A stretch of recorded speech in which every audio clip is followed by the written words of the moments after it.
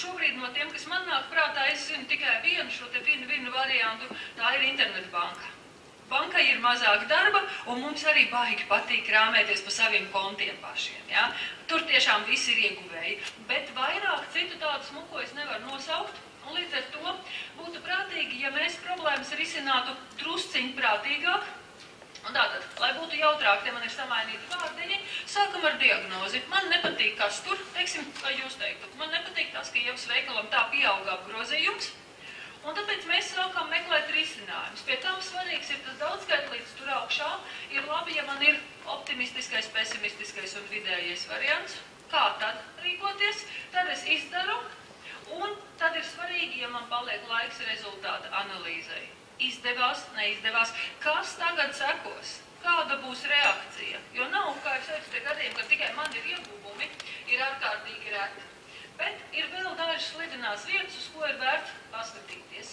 Un pirmais ir tas, kā mēs sadalām laiku risinot problēmu. Mēs, protams, varētu ar jums veikt aptauju, ja mums būtu laiks līdz pusnaktī, bet tāpēc te jau ir apkopoti tādu vidēju un normālo cilvēku rezultāti, un saka tā, ka mums vispār tā nepatīk problēmas, ka mēs negribam tur daudz ņemties ar diagnozēm. 5–10% mēs pasakam, tas mani neapmierina. Tad mēs kā cilvēciskas būtnes metamies uz darba grupas, prāta vētras, semināri, apspriešanas ar izbraukumu, bez izbraukuma, ar kafiju, ar siltām pusdienām.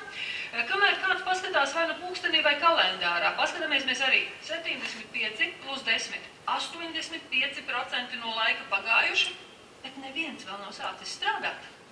Nu tad mēs fiksi, kā nebūtu izdaram, un tikmēr jau termiņš ir nokavēts, nākošā problēma ir klāt, un rezultātu analīzē mums laika nepaliek. Kas no tā sanāk? Nu, no tā sanāk tas, ko jūs arī kaut cik varat redzēt ekrānam, rekur te stūrītī, vīriņam pie kājas. Resursi ir izšķēpāti, laiks ir iztērēts, bet rezultāts mums nepatīk. Kāpēc? Un te jūs redzat arī, ja mēs tikai 5 vai 10